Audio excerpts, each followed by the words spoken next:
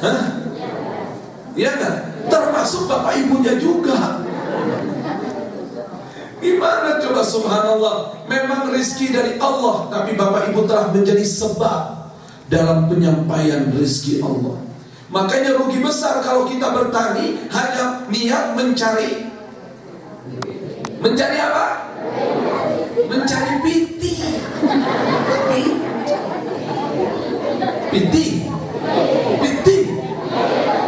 Awak piti. Awak apa sih? Hah? Iya. Jangan jangan nggak rancak benar. Saya nanti kursus dulu bahasa Padang saya. Jadi undangan Pak Bupati yang kedua saya udah pintar bahasa Padang saya. Amin ya Rabbal. Jadi intinya Bapak Ibu sekalian dan sahabat perlu doakan para petani ini. Masya Allah, luar biasa. Mereka punya pekerjaan lelahnya, ya Allah. Ibu boleh aja yang saya ajak ngobrol satu orang siapa? Ibu bertani? Bu, tolong Bu, berdiri sebentar Bu. Tolong Bu, saya mau tanya aja. Ibu jawab pertanyaan saya aja. Ibu berdiri sini. Ya, Ibu ya. Nih, ya. Assalamualaikum warahmatullahi wabarakatuh. Assalamualaikum warahmatullahi wabarakatuh. Bu, lihat ke sana. Masya Allah. Ibu bertani apa? Cocok tanam. Apa? Padi Solo. Ibu bertani. Ibu kerja keluar dari rumah jam berapa? Setengah 7. Setengah 7. Ibu bangun jam berapa? Jam 4. Oh, jam 4. Masya Allah. Ini Bu, ada orang yang bangunnya jam 6:15. Ada nggak orangnya di sini? Mana dia orangnya? Kameramen tunjuk tangan. Jadi ibu bangun jam 4 ya Bu ya. Terus setengah 7 pagi ibu sudah datang ke sawah. Kemudian ibu ngapain aja Bu di sawah Bu? Sampai jam berapa maksud saya kerjanya? Jam 1. Allahu Akbar. Panas terik matahari. Ibu pakai ini ya? Pakai apa? Pakai tudung. Pakai tudung. Bukan pakai payung. Kalau pakai payung susah kerja. Jadi pakai tudung ya Bu ya. Yang ada giniannya di sini ya Bu ya. Masya Allah. Ibu kerja dari setengah 7 sampai jam 1. Itu ibu lakukan setiap hari apa 2 hari sekali? 1 hari, kadang sekali 2 hari. Oh Masya Allah. Bu ngadap sana Bu katanya. Ya salam. Ya, ibu ikhlas Bu kerjakan itu semua Bu. Sebenarnya selain dari ibu mencari nafkah untuk diri ibu dan keluarga, apa niat ibu yang utama kalau ibu lagi lagi ngurusin padi itu? Ibu suka baca zikir nggak Bu? Suka. Zikirnya apa yang ibu biasa baca kalau Bu ngadepnya sana Bu? Bu, zikirnya apa yang ibu baca kalau lagi bercocok tanam? Enggak, jangan diajarkan. Saya mau tanya ibu ini. Ya, Bu, ibu biasa baca nggak kalau lagi bercocok tanam? Apa baca apa ibu? Astagfirullahaladzim, la ilaha illallah, wallahu akbar. Allahu Akbar. Pantesan berat Solo kita mau makan lagi. Bacaannya dalam banget. Luar biasa, Masya Allah. Terima kasih Ibu ya. Tapi Ibu ikhlas ya Bu ya. Ada niat di luar mencari nafkah untuk apa? Maksudnya biar orang pada makan gitu ya. Nah, satu lagi kepada seluruh petani, niatkan ya Allah, semoga padi yang kurawat ini apabila dimakan oleh hambamu menguatkan dia mendekatkan diri padamu. Ya salam. Silakan duduk kembali Ibu. Terima kasih ya Ibu ya. Umi, terima kasih Umi. Masya Allah, luar biasa, Masya Allah. Senang ini sahabat ngeliatnya. Baru kali ini KSNS ngobrol sama yang paling berjasa di negara ini, tapi tidak teranggap oleh banyak orang. Masya Allah, alhamdulillahirabbil alamin. Amin. Kita minta doa sekarang dari Bapak Ibu sekalian yang bertani untuk bangsa ini. Insya Allah bangsa ini semakin maju dan semakin maju. Amin ya Rabbal Alamin. Jadi itu niatin Bapak Ibu, ya. Insya Allah yang makan beras ini jadi jujur, gak korupsi lagi, bukan begitu? Bu, ya begitu ya. Insya Allah yang makan beras ini sholat 5 waktunya jadi benar, amin. Insya Allah yang makan beras ini jadi bakti sama orang tuanya, amin. Insya Allah yang makan beras ini dapat rezeki yang luas sehingga borong beras saya lagi, amin ya Rabbal Alamin. Bapak Ibu sekalian, namanya KSNS mesti ada kisahnya, mesti ada kisahnya. Saya teringat dengan kisah Nabi Yusuf alaihi salam. Ibu-ibu kenal sama Nabi Yusuf? Kenal di mana, Bu?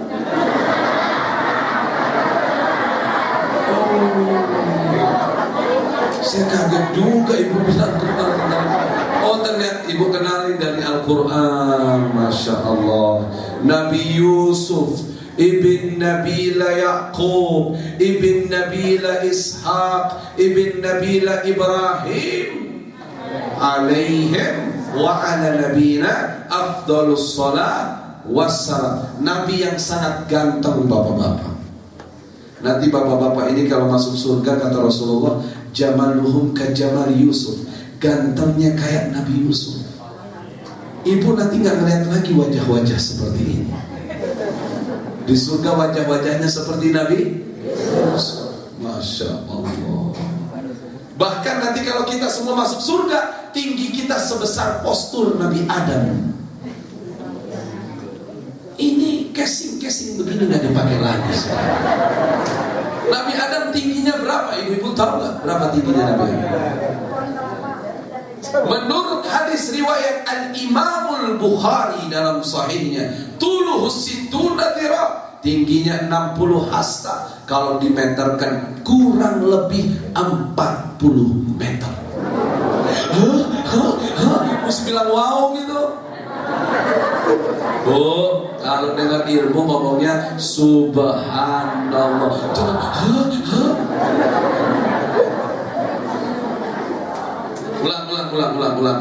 Ulang. Nabi Adam tingginya 60 hasta. Menurut riwayat Al-Imamul Bukhari, kalau dimeterkan kurang lebih 40 meter. Subhanallah, mantap gak? Luar biasa, Subhanallah. Ini yang diharapkan ketika mendengarkan ibu berkata apa? Subhanallah.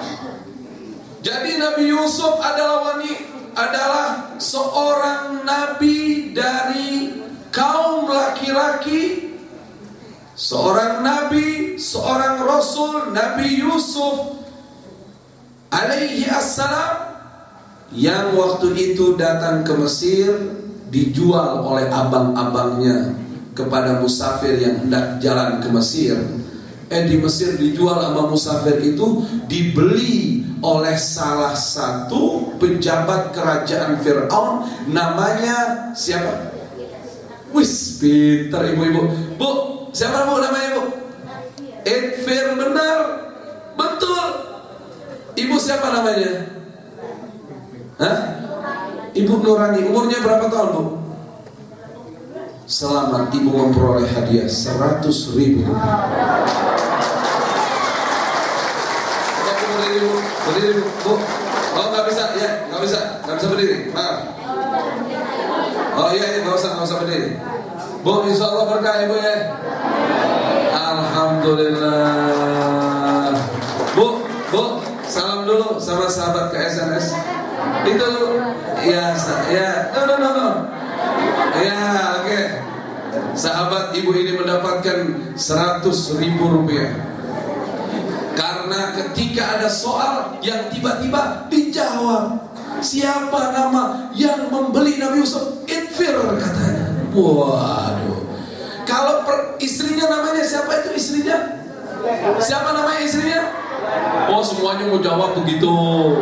Nanti saya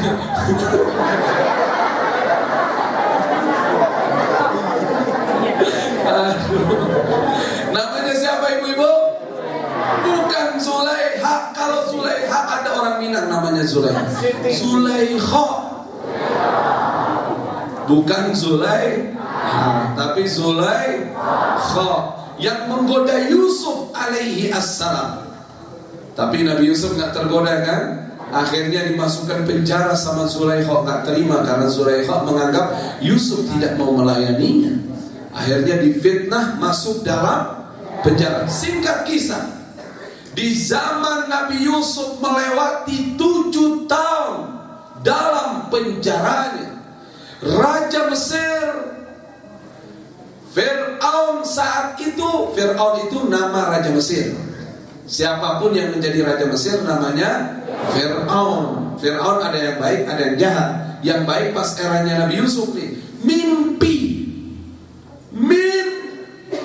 tidur, mimpi. Ya mimpi itu harus dalam tidur. Mimpinya apa Bapak Ibu sekalian? Keluar dari sungai Nil 7 sapi yang gemuk-gemuk. Ibu-ibu kayak nonton sinetron. 7 sapi gemuk-gemuk, gila. Kemudian 7 sapi itu keluar dari sungai Nil. Akhirnya keluar lagi 7 sapi yang kurus, cekik. Kalau bahasa Minangnya bilang kurus itu apa? Kurui.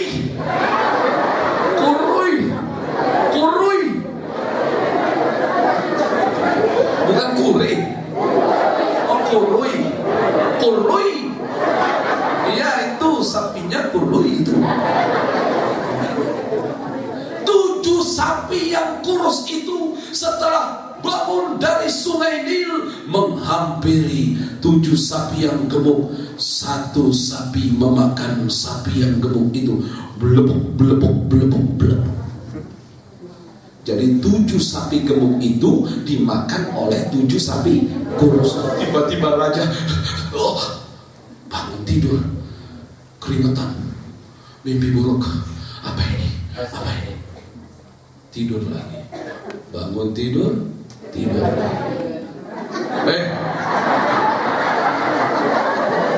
Tidur lagi. Pada saat tidur yang kedua, raja bermimpi lagi. Ada 1 pohon gandum 7 bulir. Tahu 7 bulir ya? 7 bulir gandum itu berwarna hijau sedang tumbuh hidup. Tiba-tiba dihampiri oleh gandum 7 bulir yang mati. Dan 7 bulir gandum mati ini memakan 7 bulir gandum hidup. Bangun lagi. Bangun tidur, tidak tidur lagi. Masa mau tidur lah? Kapan terjemahnya tidur? Ketika sudah bangun tidur yang kedua, raja langsung duduk di singgasana, tidak bisa tidur lagi malamnya. Diinstruksikan kepada asisten-asisten raja untuk memanggil semua perdana menteri. Semua menteri dan orang-orang pintar kerajaan, maksudnya orang-orang paranormalnya kerajaan datang. Ya raja masih ngantuk-ngantuk. Saya mimpi kayak begini, yang tadi diceritakan. Apa artinya? Bengong semua. Satu melihat ke wajah yang lain.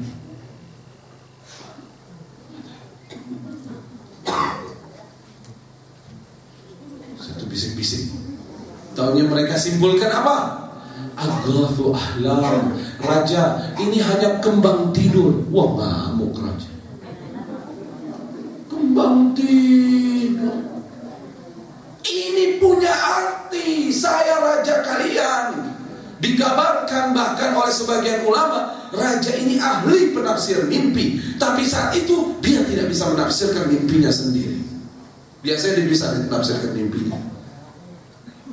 Bahkan orang-orang kerajaan itu ahli penafsir mimpi. Seperti Fir'aun yang waktu itu kan mimpi kan, keluar api dari Bani Israel, ya kan?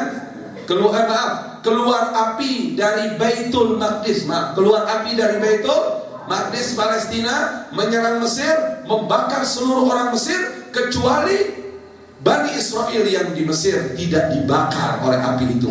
Langsung diterjemahkan kan, mau keluar nabi ini dari Bani Israel, Musa alaihi salam kan. Itu kan diterjemahkan oleh ahli penafsir mimpi. Jadi kerajaan Mesir itu banyak ahli penafsir mimpi, tapi kali itu menyerah, tidak bisa menafsirkan mimpi. Singkat kisah, yang tukang bikin minuman raja ini dulu pernah masuk penjara dan pernah mimpi, dan diterjemahkan mimpinya oleh Nabi Yusuf, dan akhirnya dia bebas. Akhirnya dia bilang, "Raja, aku ingat di penjara itu ada ahli penafsir mimpi. Cepat kamu datang ke sana." Datang nih. 7 tahun melupakan Nabi Yusuf, datang. "Wahai Nabi Yusuf, apa makna dari terjemah mimpi raja?" Diterjemahin sama Nabi Yusuf. Apa terjemahnya tahu nggak? Kata Nabi Yusuf, akan datang 7 tahun sekarang, dimulai dari sekarang 7 tahun musim bagus. Kalau orang Minang bilang musim rancak bana, maksudnya bagus, panennya bagus. Tapi jangan kalian foya-foya makanannya, ditahan, irit. Bukan maksudnya pelit, tapi apa? Diirit, ditahan. Kenapa? Karena nanti mau datang 7 tahun musim kemarau, kalian nanam apa saja tidak akan tumbuh. Coba bayangin. Jadi nanti hasil yang 7 tahun ini kita manfaatkan, kalau bisa sampai 14 tahun kita makannya. Jadi ibu-ibu, bu, beras bu, kalau sudah digiling itu dibiarin lama bisa busuk nggak? Beras kalau sudah digiling bisa busuk nggak? Tapi kalau belum dipisahkan dari bulirnya, setahun awet nggak? 2 tahun awet nggak? 10 tahun awet nggak? Ilmu siapa ini? Nabi Yusuf yang pertama di dunia yang menemukan ilmu ini, ibu-ibu sekalian. Ini yang menemukan pertama siapa? Nabi Yusuf. Akhirnya singkat kisah, raja bebaskan Nabi Yusuf, ketemu dengan Nabi Yusuf. Begitu ketemu dengan Nabi Yusuf, "Hai Yusuf, kamu kuangkat menjadi orang terdekatku di kerajaan ini." Qala ja'alni ala khazainil inni hafidhun alim. Jadikan aku bendahara kerajaan, jadikan aku yang mengurus bahan pokok kerajaan. Maksudnya makanan-makanan orang Mesir, harta orang Mesir saya yang pegang. Inni hafidhun, saya bisa menjaga amanah. Alim, dan saya tahu ilmunya. Subhanallah. Jadi Nabi Yusuf megang masalah apa? Masalah ini ekonomi.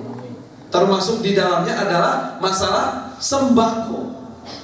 Akhirnya kenyataannya apa? Mesir di era kejayaan Nabi Yusuf menjadi Perdana Menteri di Mesir, bukan hanya orang Mesir yang bisa menghadapi kemarau 7 tahun. Bahkan Mesir bisa menjual berasnya kepada setiap orang yang membutuhkan beras. Tapi beliau tidak jual ke pedagang. Pedagang nggak mau dia jual. Jadi orang yang betul-betul butuh dia jual, dan dia tidak tinggikan harganya, Bapak Ibu sekalian. Padahal beras susah loh di dunia saat ini. Jadi kalau ada orang luar datang mau beli beras buat makan mereka, dikasih tetap harga normal. Subhanallah. Itulah kisah Nabi Yusuf. Jadi gimana kesimpulannya? Yang udah bertani mau mundur nggak dari pertanian? Mau lebih semangat lagi nggak? Ada surga setelah dunia, Bapak Ibu sekalian.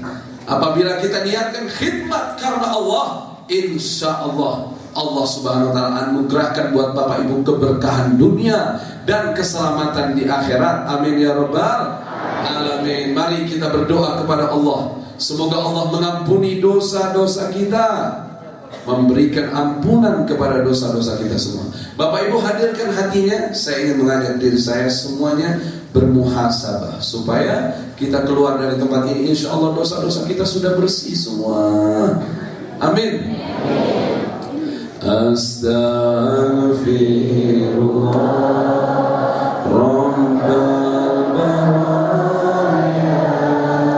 Astaghfirullah minal khataya. Astaghfirullah Rabbal baraya. Astaghfirullah minal khataya. Teruskan. Astaghfirullah. Hadirkan hatinya dalam istighfar. Jangan lihat saya ya Bapak Ibu. Teruskan istighfarmu, tapi jangan lihat saya. Jangan lihat orang sekitarmu. Lihat hatimu. Lihat dosa-dosa kita Bapak Ibu sekalian. Kita tidak ada yang suci di hadapan Allah, karena kita penuh dengan dosa dan kesalahan. Sucikan hati kita, sucikan diri kita dari dosa-dosa dengan istighfar kepada Allah, dengan memohon ampunan Allah Subhanahu wa ta'ala. Jangan lihat saya Bapak Ibu sekalian, kalau perlu pejamkan matanya. Ingat dosa-dosa kita semua. Allah Sang Maha Pengampun dan Penyayang akan mengampuni dosa-dosa kita apabila kita tulus meminta ampun kepadanya. Ketika Allah sudah mengampuninya, maka akan keluar kesulitan, akan keluar kesedihan, akan diberikan rizki yang tidak terduga insyaallah.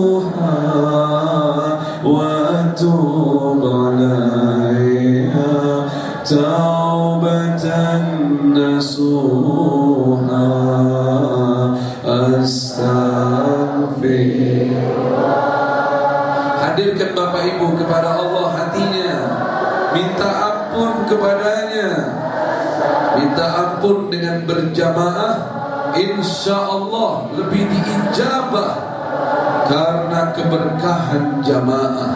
Sahabat yang menyaksikan acara KSNS ini dimanapun Anda berada, ikutlah istighfar bersama kami.